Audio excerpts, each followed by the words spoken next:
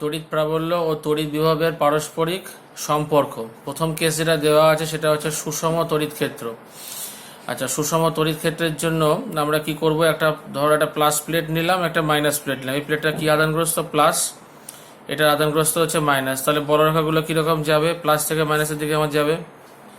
বলরেখার সংজ্ঞা অনুযায়ী আগের ভিডিওতে আমি বলেছি যে একটা প্লাস আধানকে যদি এখানে ছেড়ে দেওয়া যায় তাহলে কি হবে? প্লাসে প্লাসে বিকর্ষণ হবে, মাইনাসে প্লাসে আকর্ষণ হবে, প্লাস আধানটা এই পথ দিয়ে যাবে। তাহলে যে পথ দিয়ে একটা মুক্ত ধনাত্মক আধান প্রবাহিত হয় সেটাকে আমরা কি বলি? বলরেখা বলি।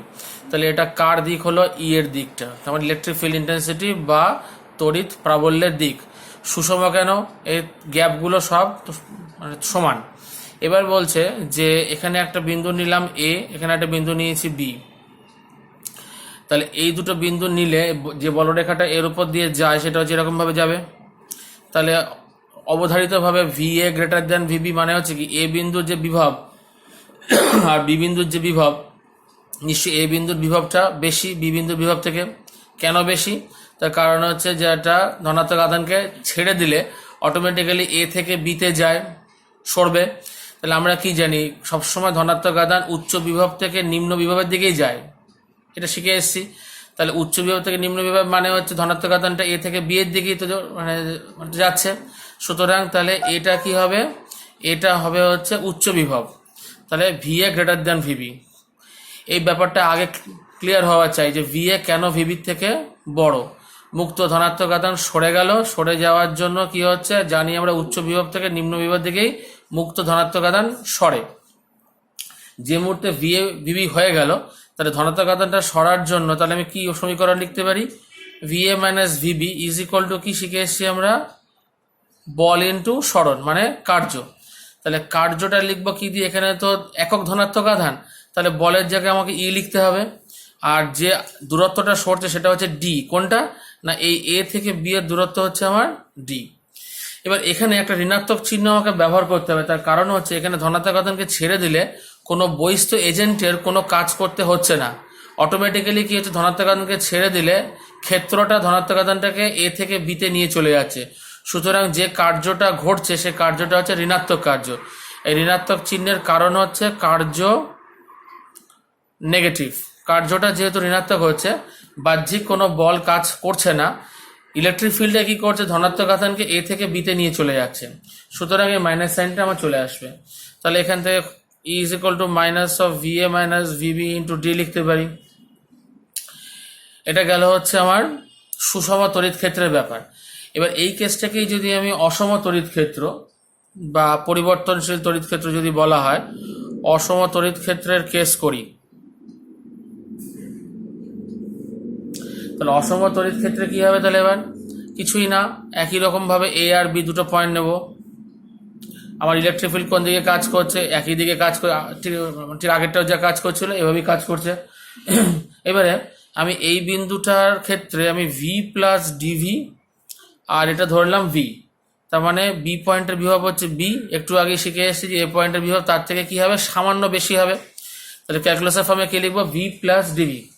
আর দূরত্ব যেটা সরণ ঘটছে সেটাকে ধরে নিলাম আমরা ডিএক্স। সবই ক্ষুদ্র, এখানে যা কিছু ধরবো সবই হচ্ছে ক্ষুদ্র। তাহলে সমীকরণটা লেখার সময় কি লিখবো? তাহলে এবার ভি প্লাস ডিভি থেকে কত বাদ যাবে? V is equal to minus E into DX. তাহলে এটা বাদ চলে গেলে শুধু পড়ে থাকছে DV is equal to minus E DX or E is equal to minus DV DX. তাহলে ক্যালকুলাসের ফর্মে যদি এরকম দেয় তাহলে সমীকরণটা কি লিখতে হবে? E is equal to DV DX. আচ্ছা, এবারে যখন আমাদের শেখা হয়ে গেল E is equal to minus DV DX, তাহলে পরীক্ষার জন্য একটা দুটো অঙ্কের শিখতে হবে। সেটা হচ্ছে বইয়ের এক্সাম্পল 2 যেটা আছে, এক্সাম্পল 2 সেটা দিয়ে স্টার্ট করছি আমরা। সেখানে ই এর ভ্যালু দেওয়া আছে হচ্ছে 5/x²। অঙ্কটা আছে হচ্ছে যে স্থির তড়িৎ ক্ষেত্রের উৎস থেকে দুটি বিন্দু এ এবং বি যথাক্রমে 1 মিটার ও 2 মিটার দূরে অবস্থিত। উৎস থেকে এক্স দূরে তড়িৎ ক্ষেত্রে প্রাবল্য হলো ই ইজ ইকুয়াল টু 5/x²। তাহলে ই ইজ ইকুয়াল টু যদি 5/x² হয়, ওরা আমাদের বের করতে বলেছে হচ্ছে ভিএ মাইনাস ভিবিটা। ওরা ক্যালকুলেট করতে বলেছে ভিএ মাইনাস ভিবি। তার মানে ভিএ মাইনাস ভিবি মানে আমরা কি লিখতে পারি অ্যাকচুয়ালি ডিভিটা।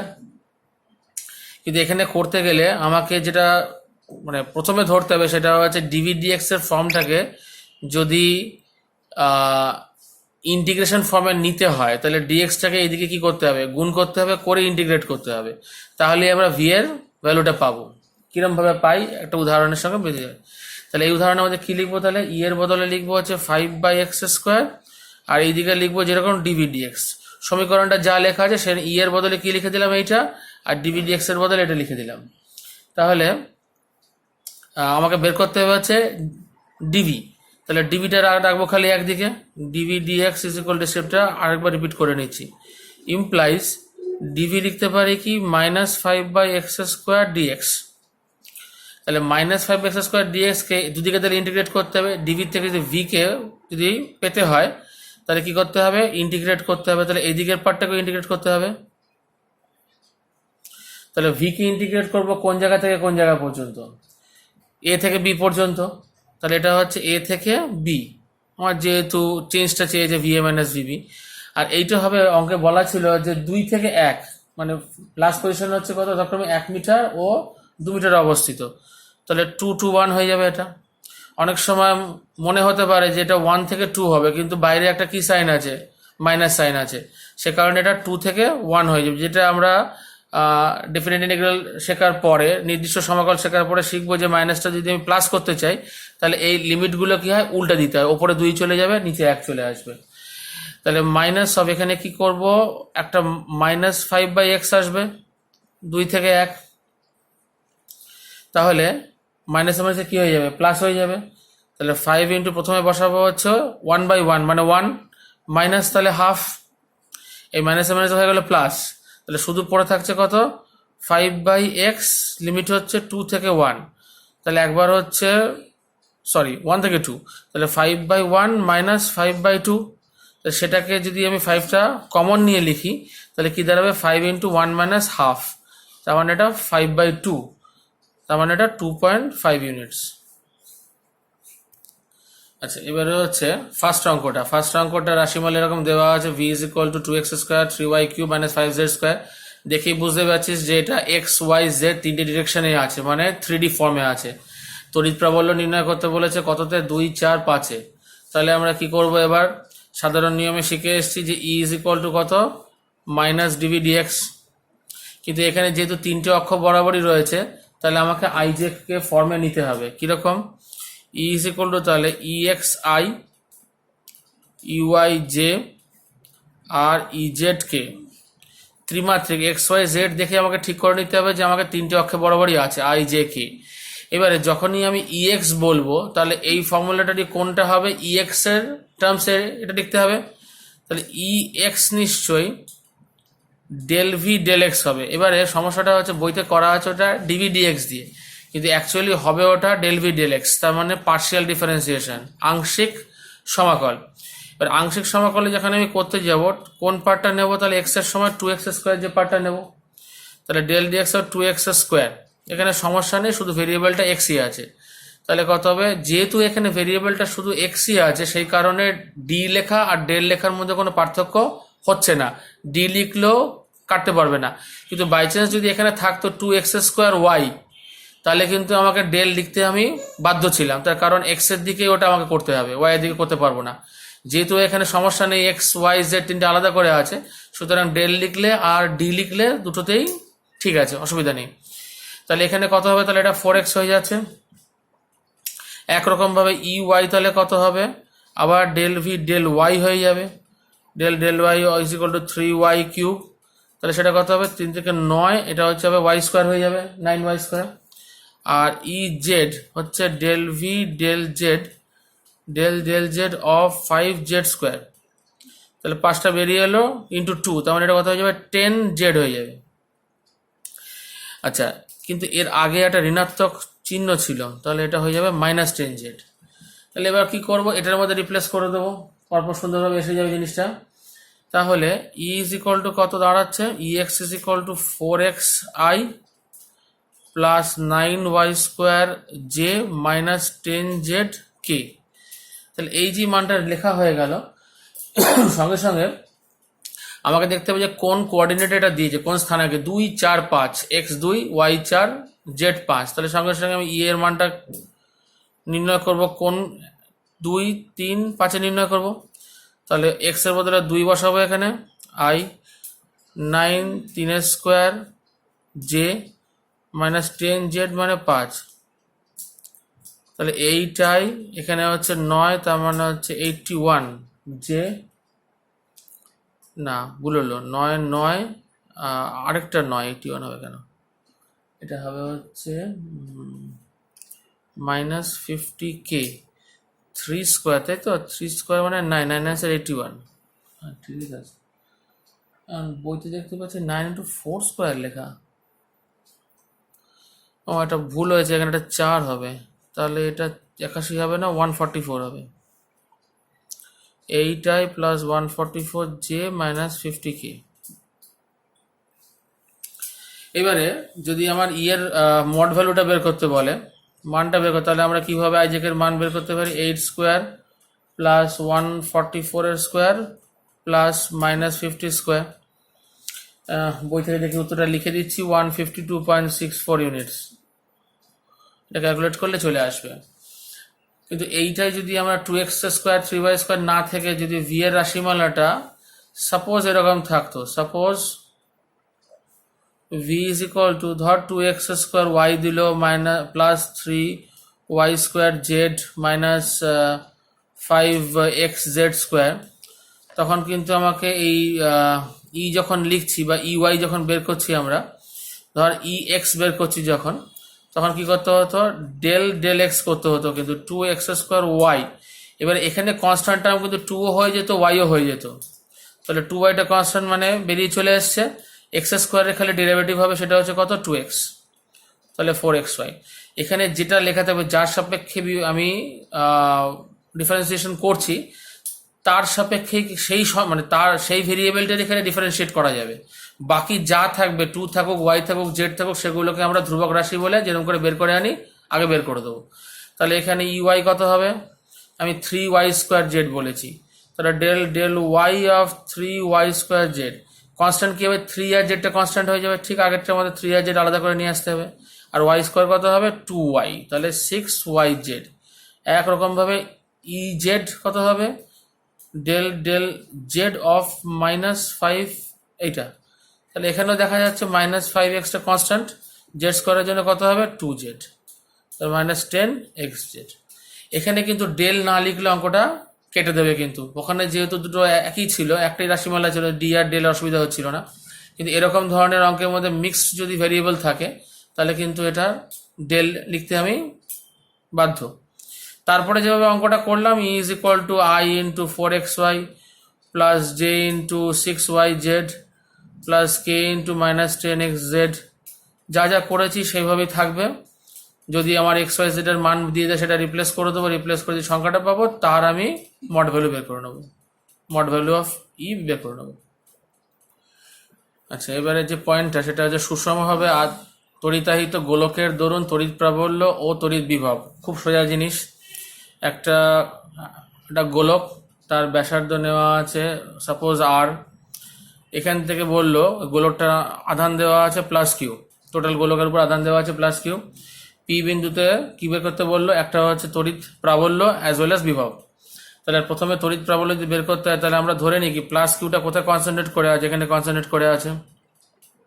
সুষমভাবে যেহেতু এই মানে সুষম আকৃতির জিনিস, তাহলে সেহেতু আমরা ধরে নিতে পারি কি এটা কোথায় কনসেন্ট্রেট করে আছে, এখানে কনসেন্ট্রেট করে আছে। তাহলে পি বিন্দু থেকে দূরত্বটা ধরে নিলাম কত, এক্স। তাহলে প্রাবল্যের রাশিমালা কত হবে, এসআইতে 1/4 বা এপসাইলন নট লিখতে পারি যদি বায়ু মাধ্যম ধরে নেওয়া হয়।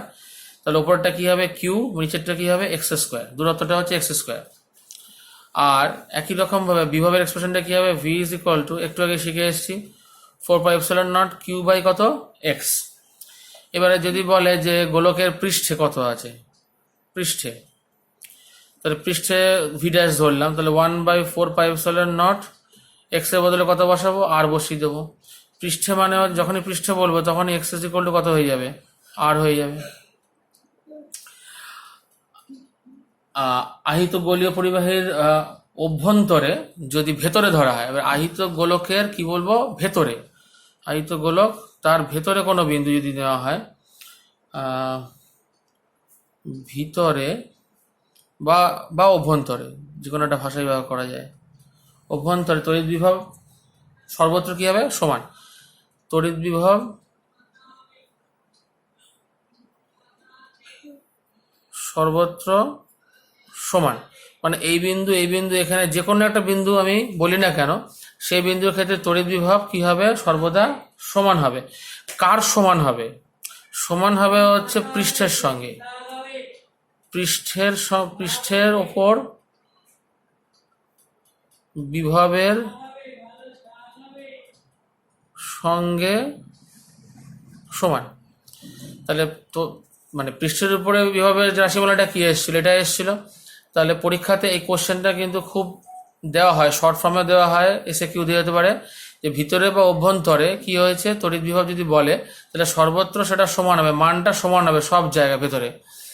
সেটার মানটা কোনটা হবে? এই মানটাই হবে, কিউ বাই আর যে মানটা লিখেছি আমি, এই মানটাই হবে এখানে পৃষ্ঠের উপরে লিখে দিয়েছি, পৃষ্ঠের উপর বিভবের সঙ্গে সমান। এবারে তড়িৎ স্থিতিশক্তি, এই পার্টটা কিন্তু প্রচণ্ড প্রচণ্ড ইম্পর্ট্যান্ট, ঠিক আছে। তড়িৎ স্থিতিশক্তি আমরা আগের থেকে শিখে এসেছি যে কোনো কিছু যদি কাজ করা হয়, একটা বস্তু যদি ওপর থেকে নিচে ফেলা হয় তাহলে গতিশক্তি উৎপন্ন হয়। যেরকম করে আমরা মাটি থেকে তুলে নিয়ে বস্তুটা কোনো একটা উপরের স্থানে নিয়ে যাচ্ছি, আমরা কি বলি যে স্থিতিশক্তি বৃদ্ধি পেয়েছে। তাহলে স্থিতিশক্তি বৃদ্ধি পাওয়াটা এলো থেকে, যে কাজটা করলাম আমি মাটি থেকে বস্তুটাকে তুলে এনে এখানে স্থাপন করার জন্য একটা উচ্চতায়, সেই কাজটাই কি হয়ে গেছে সঞ্চিত হয়েছে ওই বস্তুটার মধ্যে স্থিতিশক্তি রূপে। তাহলে স্থিতিশক্তির কনসেপ্টটা কি হচ্ছে সবসময় দেখতে হবে, সেটা হচ্ছে আমার সঞ্চিত শক্তি। স্থিতিশক্তি কথাটার মানেই হচ্ছে সঞ্চিত শক্তি। এটা হচ্ছে লিখে রাখলাম তাহলে এখানে সঞ্চিত শক্তি। বহিস্থ এজেন্ট যে পরিমাণ কাজ করবে সেই কাজটাই সঞ্চিত হয়ে যাবে বস্তুর মধ্যে ইন দ্য ফর্ম অফ স্থিতিশক্তি। তাহলে এখানে আমরা আলোচনা করব কি দিয়ে, তড়িৎ স্থিতিশক্তি। ধরে নিলাম এ একটা পয়েন্ট, বি একটা পয়েন্ট, এদের মধ্যে দূরত্বটা হচ্ছে কত ধরে নিচ্ছি, ধর সাপোজ আর। এখানে একটা আধানকে বসিয়ে রেখেছি সাপোজ Q1। তাহলে Q1 যদি হয়, আমি এই বিন্দুতে যখন আমরা সংজ্ঞাটা পড়েছি যে কি না অসীম দূরত্ব থেকে কোনো একটা জিনিসকে আনতে, এই বিন্দুতে আনতে যে পরিমাণ কার্য করা হয় সেটাই হচ্ছে এই বিন্দুর বিভব। তাহলে বি বিন্দুর বিভব তাহলে কি লিখবো, ভি বি যদি আমি সেটাকে ডিনোট করি তাহলে 1/4πε0 কিউ বাই কত লিখবো আর, সরি Q1 বাই আর, এখানে আধানটা ধরেছি Q1। তাহলে এখান থেকে আনতে যে পরিমাণ কার্য, তার কার্য মানে কি শিখে এসছি একটু আগে, কার্য মানে শিখে এসছি আধান ইন্টু বিভব, আধান ইন্টু বিভব। অ্যাকচুয়ালি এখানে কি ছিল, সেটা ছিল +1কে আনতে গেলে কত কার্য করতে হয়, আর এখানে কত আনছি আধান বলতে আমি Q2 বলবো। এখানে এটার বদলে কি বলবো, এটার বদলে বলছি কত আধান নিয়ে আসছি Q2। তাহলে জাস্ট আধানের জায়গায় কত বসিয়ে দেবো Q2, ইন্টু বিভবটা কত বেরিয়েছিল 1/4πε0 Q1 বাই আর। তাহলে রাশিমালা কি দাঁড়ালো 1/4πε0 Q1 Q2 by R, Q1 Q2 by আর। তাহলে এই যে কার্যটা আমি লিখলাম, এই কার্যটা কি বললাম একটু আগে, কার্যটাই কি রূপে সঞ্চিত হয়, স্থিতিশক্তি রূপে সঞ্চিত হয়। তাহলে এটাকে আমরা কি লিখতে পারি, স্থিতিশক্তি, ইউ দিয়ে ডিনোট করবো, সবসময় স্থিতিশক্তি ডিনোট করা হয় ইউ দিয়ে। মহাকর্ষ তো সেই একই জিনিস ছিল স্থিতিশক্তি, শুধু এখানে স্থিতিশক্তির নামটা কি হবে, নামটা হবে তড়িৎ স্থিতিশক্তি। আর এটা গেল হচ্ছে এসআইতে, আর সিজিএসে হলে 1/4 পার্টটা বাদ চলে যাবে, Q1 Q2 বাই আর, কে এর বদলে এখানে 1 থাকবে। সবটাই করা হচ্ছে কোন মাধ্যমে, আইদার শূন্য মাধ্যম বা বায়ু মাধ্যম। এবারে যদি শূন্য মাধ্যম বায়ু মাধ্যম না হয়, অন্য কোনো যদি মাধ্যম হয় তাহলে যে নিয়মগুলো আগে শেখানো হয়েছে সেগুলো প্রযোজ্য হবে। 4πε হবে, এখানে εr ইন্টু ε0 হবে, যেভাবে করেছিল সেভাবে হবে। একটা ছোট উদাহরণ যদি দেওয়া হয় এরকম, যে একটা বর্গক্ষেত্র আছে, বর্গক্ষেত্রের 4 মাথায় 4টে আধান বসানো আছে, সাপোজ +10 এখানে, +5 এখানে, +20 এখানে, -30 এখানে। এবার বললো যে এই প্রত্যেকটা আধানের থেকে মানে বর্গক্ষেত্রের এক একটা বাহু সাপোজ ধরে নিলাম হচ্ছে 2 মিটার করে, যেহেতু হচ্ছে বাহু, তাহলে প্রত্যেকটা বাহু কত হয়ে যাবে 2 মিটার করে। এবার বলছে এই সংস্থাটিকে আমাকে কি করতে হবে, 1 মিটার বাহু বিশিষ্ট একটা বর্গাকার ক্ষেত্রের মধ্যে নিয়ে আসতে হবে। +20 -30 ছিল 2, এখন কত করতে হবে, এগুলোকে সব 1 মিটার বাহুতে নিয়ে চলে আসতে হবে। এটাও একটা বর্গক্ষেত্র যার বাহু হচ্ছে 1, ছিল 2, করতে হবে 1, তাহলে কি করতে হবে, এখানকার টোটাল সিস্টেমটা স্থিতিশক্তি নির্ণয় করতে হবে আমাকে। তাহলে স্থিতিশক্তি নির্ণয় করতে গেলে এখানে তাহলে কটা পেয়ার আছে আধানের, 1, 2, 3, 4টে আধান আছে। তাহলে এই একটার সঙ্গে স্থিতিশক্তি হবে একটা Q1 Q2/R, Q1 Q2/R, Q1 Q2/R, আবার Q1 Q2/R। এখানেও কি করব, এখানে এই একটা আছে, এই একটা আছে, তাহলে মোট ছটা সম্পর্ক আসবে, এখানে যোগ করতে হবে। যেহেতু স্থিতিশক্তি স্কেলার কোয়ান্টিটি, তাহলে কি হবে, Q1 Q2/R2, আবার Q1 Q2/R2, আবার Q1 Q2/R2, আবার Q1 Q2/R2, সবকটা যোগ করলাম। আবার 10 আর 20 একটা করতে হবে, 2 2 এখানে 4 হলে এটা কত হবে, 4 4 8, তার মানে 2√2। তাহলে এখানে হচ্ছে Q1 Q2/2√2, আবার 30 × 5/2√2। তাহলে এইটা করে যে সংস্থাটা স্মৃতিশক্তি পেলাম, একই রকমভাবে এই 1 মিটার করে আবার বের করতে হবে ওটা। তাহলে এর স্মৃতিশক্তি যদি আমি U1 ধরে থাকি, টোটালটা এর স্মৃতিশক্তি যদি U2 ধরে থাকি, তাহলে কার্যটা কত হবে, নিশ্চয়ই U1 থেকে U2টা মাইনাস যাবে। ক্যালকুলেশনের ক্ষেত্রে কিন্তু হবে ওটা অ্যাকচুয়ালি U2 থেকে U1টা মাইনাস যাবে, কেননা এই দূরত্বটা কমে গেছে। তাহলে কার্য কত লিখবো, অ্যাকচুয়ালি = U2 - U1। তাহলে কোশ্চেনে থাকবে হচ্ছে কত পরিমাণ কাজ করতে হবে এইখান থেকে এখানে নিয়ে আসতে গেলে, সেটা করতে হবে U2 - U1।